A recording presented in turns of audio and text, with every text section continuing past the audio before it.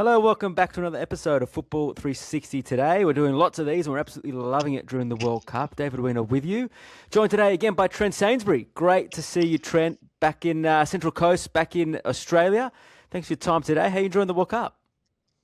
Yeah, loving it. I think it's such a spectacle for every fan of football around the world, and even if you're not a fan of football, just getting behind the Aussies over there and wishing them all the best. It's great to see a nation come together. It's been, I think if I remember right, I think I bumped into you in Doha last time during the World Cup. What's it like watching it with your kids and getting into it this way? Yeah, I think Doha, obviously, great experience in the country where the World Cup was being held and get to go to multiple games. And this time it's a little bit different. My kids are a little bit older. They've got the itch for football now. So every time there's football on TV, they want to watch it. They want to watch all the replays. They've got all their favourite players now. So every game's a must-watch. Brilliant, brilliant. So, what have you made of the Socceroos so far over the first two games? We've obviously got the big countdown to Paraguay that we're enjoying the build up to now. But to work out where we go there, love to know what you thought about the first two games. Yeah, I'll start with the first game, obviously, against Turkey. We dominated where we needed to dominate.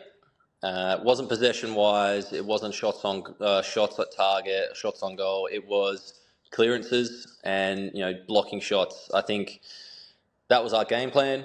Sit deep, soak up all the pressure, frustrate them. Don't allow their better players to get close enough to our goal where they can hurt us, and then let the speedsters up front and our target men do all the damage. And that's exactly how it went. The script was written before the game with our lineups, and it worked out, and we got our just rewards, and we were on cloud nine.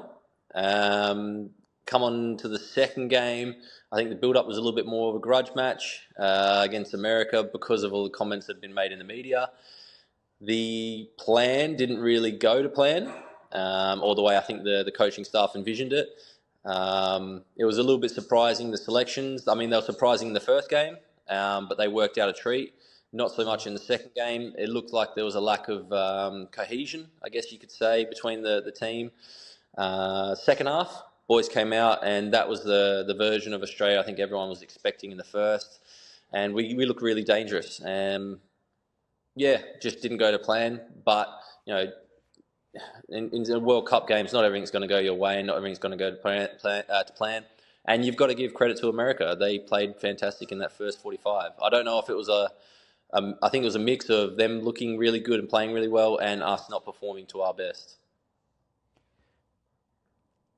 When we spoke a couple of weeks ago, you spoke about how you built up to that France game against Kylian Mbappe and the way you focus and, you know the sense of occasion that you've got.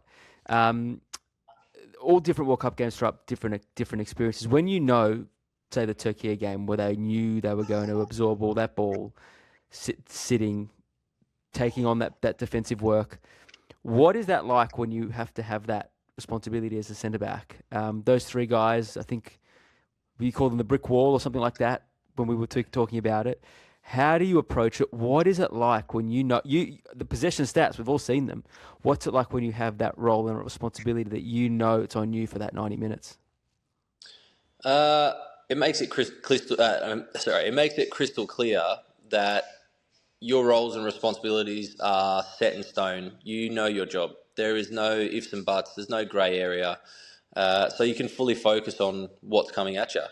And I think that's why the boys played really well in the first game, because they would have been building up to that game for 4 weeks, 5 weeks. Like I said, in all the previous friendlies and stuff, you've got that in your mind that this is going to be the way that we're going to play. This is the way we're going to set up. And it worked out fantastically. And as a centre-back,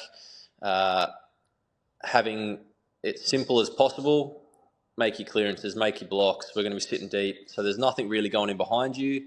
It makes the game easy, I guess, but not in terms of you still have to perform, but the actual game plan is made very simple for you.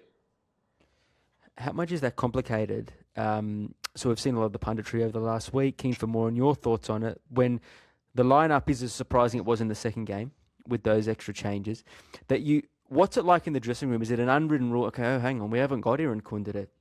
as an outlet. We've got to change things here. Is it subliminal? We're trying to work out, we're still trying to work out why the side started so slowly in that game. How big a factor is that? How big a factor is the crowd? How big a factor is another thing that, we haven't thought of? What do you put it down to? Yeah, obviously as a player, you can't say it doesn't affect you. When you see the team sheet, normally, I'm not sure how they're doing it in camp, normally you find out the night before or the day before that you're going to be in the squad and you're going to be starting. So yeah, I'm not sure how it's happening in camp under Popper, but everyone seemed a little bit surprised, I guess. They were surprised for the first game, and then the second game, obviously, the way that the first game went, you want to have the players who perform well on the pitch. As a player, you want the best out there. And I guess, yeah, maybe in the back of your mind as a player, you're going to be thinking, damn, like I really wish we had this player out there because of such and such and because of his qualities where you can maybe do something. But at the same time, all those boys that are in camp, they're there for a reason. So they should be able to perform at the highest level and block out anything, any of the outside noise. So, but yeah, it definitely will affect you. I don't know how much, because at the same time, you've got to focus on yourself and the job at hand. Tactically, as a centre back, how much do you think that contributed to the side being so under the cosh? Do you think that they could have handled that start a little bit differently? And not to look back, because we're 2 days out from the game. More, what can they take from that to make sure that doesn't happen against Paraguay?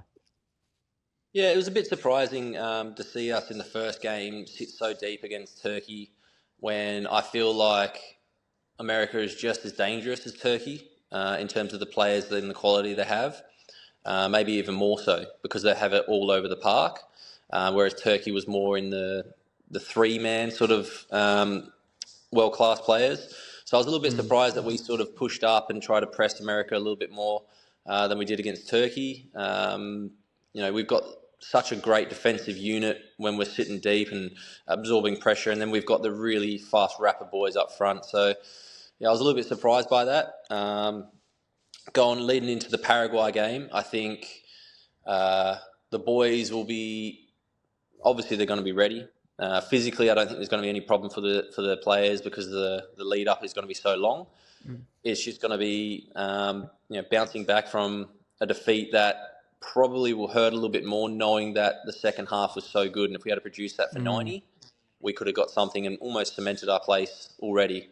It is grand final for us because of the fact that you want to secure second spot, you want to get a better chance of progressing further than the round of, was it 32? So I mean, yeah, looking at now, the boys, they're going to be fired up. I remember when we played Peru, and you will do little things like you'll look at the clock, you'll see minutes drifting by, and you'll think, oh damn, we really got to produce something here. So you might take a little bit more risk here and there, depending if you're down, or you might start to think, oh, we've got 20 minutes here, let's bunker in. I'm backing our boys. If we're up, we're going through. Us bunkering in at the moment with those three big slabheads at the back, I don't think there's a better defensive three at that World Cup at absorbing pressure, especially with the back two as well in front of them. It's going to be interesting. I'm excited to see what Popper throws up and which selections he changes and which he doesn't. Before I get your view on what that is, those three slabheads. Look, it was a tough game for Cameron Burgess, but we just heard Paul Ocon a couple of hours ago said that he's bounced back really well. Talk us about the mentality of someone in your position at that level where there's no time to dwell. You got to bounce back. Talk us through how he would have rebounded and how you used to try to do that if that ever happened to you. Yeah, I mean, looking at the first goal, if I was nitpicking, Kakadi, he got done down the side. I think he got too excited to try and win the ball instead of get goal side. And then Sutter as well, I think he could have dropped a little bit closer to the goal line to stop that ball coming between himself and the goalie. And then Burgess is just, a big man with his feet like that. It's hard to move your feet that quickly. So no fault on him at all. And he'll block that out quickly. And, getting subbed off in such an important game for your national team, it's always going to hurt. It's going to suck. But at the same time, he doesn't get to the level he's at, and the performance he's he's produced by having a soft mindset. So the Championship is one of the hardest leagues in the world, and I think he played almost every minute of every game. And to do that, your mentality's got to be rock solid. So I'm not expecting him to sook and mope. I think, like the coach said, I think he's going to be right back up for it and fired up. So this week, going into this game, it's like a grand final. You've played in grand finals, you've played in the equivalent of this game, you've played in big cup games. What changes as a player? The coaches can try to keep it as calm as possible, but the guys here walk past a picture every single day of Matt Leckie scoring against Denmark. They know this is about to be their stage. What's it like? And do you remember the build-up to the Peru game where that 2018 World Cup was well and truly alive at that point? Yeah, obviously it was a do-or-die match for us. I think our mentality was a little bit more on the side of gun-ho, not a lot of caution. I do remember they got a couple lucky goals, Peru, and that kind of killed the momentum and the freedom, I think, sort of came into our game then when, I think I was even making runs forward at that stage. So, you hope you don't go behind early because, chasing the game is probably not going to be our biggest attribute, I'd say.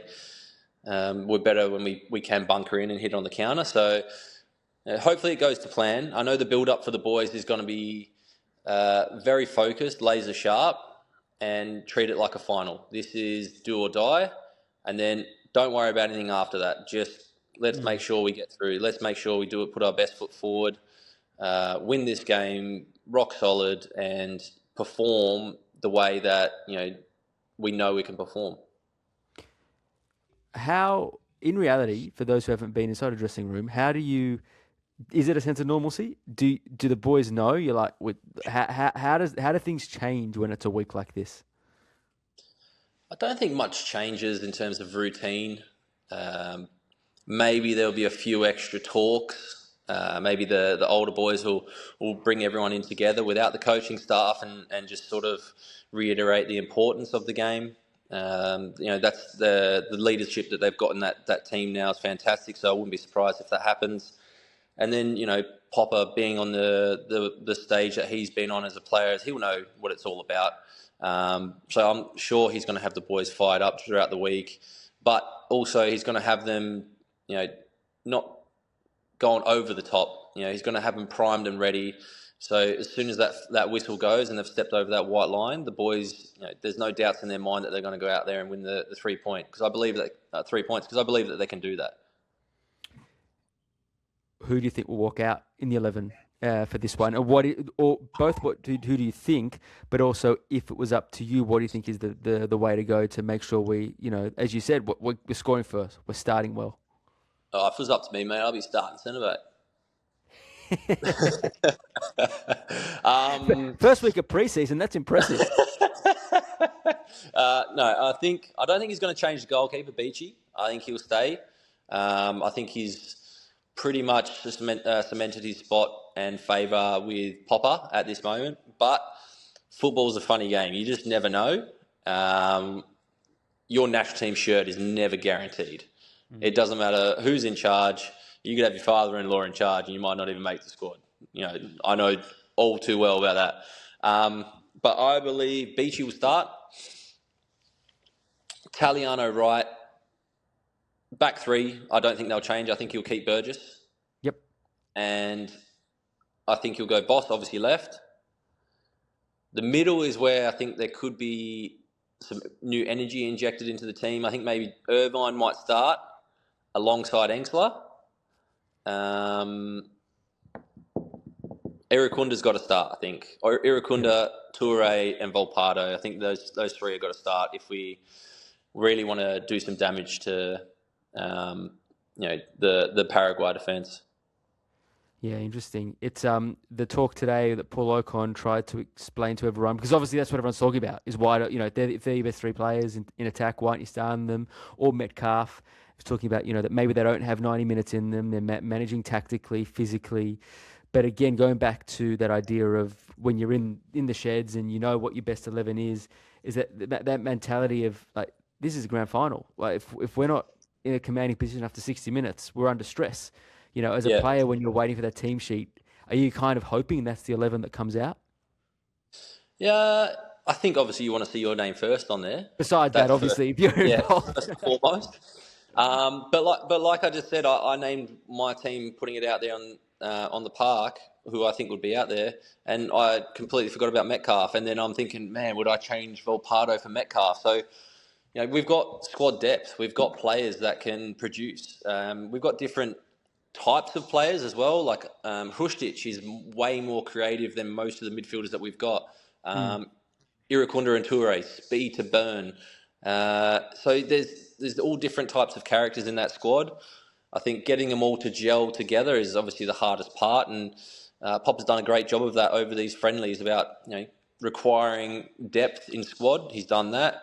Then getting players to gel and see which combinations work. And I don't think we're going to change formation at all. I don't think tactically we'll do much differently from what we did against Turkey. It might be a little bit of a hybrid, sort of dropping deep but not too deep. I'm really not sure because, like I said, we need to get after it, but at the same time we need to play to our strengths.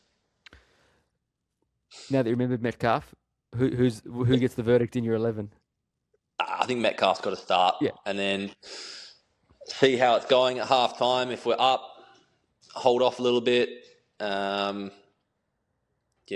I don't know. I'm not sure, mate. I'm not sure. But I was really impressed with Volpardo when he came on the park the other day. Irukunda was the same. He lit up the pitch, those two. And Metcalf as well. Fantastic when he came on. So, yeah, I'm not sure. I thought it was a bit of a tough one for takeoff Toure. I thought he would have been really good up front to start the second half. But like I said, yeah, competition for spots is the healthiest thing that a squad can have. With you mentioned Irvine coming back in. We obviously did a beautiful piece before the tournament started on your former teammate Matty Ryan. How now it feels like a given that that's happened. But I was completely taken by surprise by that lineup. How did you react when you saw that lineup? And how? I guess you're probably not surprised by both boys the way they've carried themselves since it's happened. I think. Firstly, I was shocked, really. Shocked that Jacko wasn't starting, but more so shocked that Matty Ryan wasn't starting. That's your captain of the squad. So him not being between the sticks, my automatic thought is injured or sick. Because I know he wouldn't say anything to put himself out of line with the staff or the gaffer, because he's the ultimate professional. And not seeing him on the squad sheet, a bit baffling. It seems like a little bit of a stroke of genius by Popper to put Beachy in because, what a performance. And, yeah, the way they've held themselves in camp, though, I'm not surprised at all. That's their character. That's why they've been around for so long. You don't get that far and have that sort of longevity in football with having, a shit mentality. And how much of a role will they have played? And what is just one more insight into sort of tournament football? Because even as observers or fans, I think there was a lot of chatter after the US game. There was a lot of disappointment, and even the day after, I felt like I'd, played a loss and I was just sitting in the grandstand. What is that process that goes on in a major tournament? You got 3 shots at it, that you could pick yourself up from the tarmac and go, right, we just got to get going for the biggest game of our careers. What's that process like? Yeah, it does sap you of a little bit of belief and a little bit of energy, I think, especially after the high of the Turkey game. You're on top of the world and you may be thinking, oh, man, we can really go far in this tournament. And then you kind of get brought back down to earth by the American game. I think more so because of the way we played in that first half. People will be thinking, damn, we didn't do our best. But then that belief, again, kind of brings you back up going, man, if we play the way we played in the second half, like we did, against Turkey, we played like that. We play like that in the second half against Paraguay. The belief is right back where it starts. And having boys like Jackson Irvine, Harry Sutter, Matty Ryan in that squad who have the knowledge of previous World Cups and know what it's like and know the feeling of going deep into tournaments, they can always recount on those memories and share those stories amongst the boys as well. And I think that's going to be key because these young kids coming in, and it is a young squad. They're not going to have these experiences. They're not going to have those memories to fall back on. So for those boys to pick the squad back up and, basically say, boys, dust yourselves off, forget about it. Let's go out and do the job. It's going to be vitally important for the mindset of the squad. Great stuff. Great stuff. You're confident? You think you're going to get the 3 points? I'm highly confident. I believe they were going to top the group. If they had played the way they did in that second half, I actually thought they were going to come away with 9 points from the 3 games. But yeah, I'm highly confident they're going to get the 6 points from the group stage. I still think this team can really do some damage going further. Of which that US game, or that first half in particular, will just be a footnote. That's what I've been saying. Let's hope that's the case. You mentioned your father a little bit earlier. For anyone listening or watching, that's, of course, current Iraq coach Graham Arnold. So you mentioned your kids a bit earlier. So they've got a bit to be invested in this tournament. Haven't been easy games, but geez, they've seen their grandfather go up against some pretty big players. Yeah, we've had to chuck a few sick notes into the schools because of the times of the games, but they've been loving it. They've been loving seeing Poppy on TV, and yeah, like you said, the players that he's coming up against, the caliber of them is unbelievable. Some of my boys' favourite players as well, like Haaland and Mbappe. It's incredible seeing him on TV coming up against these guys, and the kids are absolutely jumping for joy. Obviously, the results haven't gone their way, but again, it's a hard one because it's been very silly mistakes that have kind of cost them at crucial points in the game. So, yeah, still got one game to play though. Still got a lot of pride to play for, and maybe get that third spot ticket. It's such a shame they've made those 2 mistakes in particular, because they've actually really stood up for 60% of the game or 70% of the game or something. Incredible job that he's done. That Norway game was eerily similar to Turkey-Australia, except for the scoreline. The way they played for 60 minutes until the mistake from the keeper, they had a lot of chances. And I think the Iraqi fans took a lot of confidence from the way they played for those first 60 minutes. 2 goals that probably, if you take them away, the own goal and then that mistake from the keeper, it's a very respectable scoreline for sure in their first World Cup in 40 years. And then the second game, I don't think anyone would have expected a different scoreline playing against France. And it's such a weird game as well with the stop-start weather. But yeah, again, the mistake by the defender, giving the goalkeeper an absolute grenade to deal with, was just not something you see at that level. And it's unfortunate because, again, they were hanging in there, and maybe you could have jagged something from a set piece or a quick break. So, again, yeah, that's unfortunate, but they've got a lot to play for against Senegal in the next game. Totally. Harrowing journey over the last couple of years. Must have been extraordinary to watch on what he was doing, and then did he pull it off? Yeah, I just when you hear the stories firsthand from inside the camp, I guess you can say, because I've obviously got inside knowledge, it's really mind blowing that they've made it to the World Cup in the first place, and especially people forget that they weren't allowed to travel because of what was happening with the America-Iran saga, and then it's been incredible that they've actually made it to the World Cup, and I hope it doesn't get overshadowed by results, their achievement. I don't think they could have expected much more miracles. It was a miracle for them to make it to the World Cup, to be honest. And now it's just like, have your cake, enjoy it, and see what they can produce. But yeah, like you said, incredible for what they've been through. Will you trust Graham to dress your kids in a rain jacket if it ever comes to pass? He's looking after them on a rainy day after yesterday. Yeah, for sure, mate. For sure. That was a funny moment of Ali Abbas, and then Graham headed straight back under the dugout. Wasn't having a bar of a poncho on a World Cup stage. It was good to see. Trent, great chatting with you. Really enjoying getting your insights through the tournament, and let's hope the next time we speak, it's not a post-mortem. It's a look ahead for how you tackle a knockout stage game at the World Cup. That's what we're all definitely rooting for. So enjoy the game on Friday, Australian time. Yeah, I believe it will be, mate. I'll be talking to you once we've won 3 points. Brilliant. Love that. Love that. Thanks so much for your time. And everyone out there, this will be the last episode of Football 360 today. Until the game, following the game, Jake and I will bring you an update from the stadium, the San Francisco Bay area. I think that's what it is. Mouthful there. Could be called Levi Stadium, but we can't do that. And then Mark Schwarzer, day after the game, will bring you his insights too. So lots of stuff for you to get stuck into, be it on YouTube, podcast, or on site. And until the next episode, as ever, enjoy your football, enjoy the World Cup, and go the Socceroos.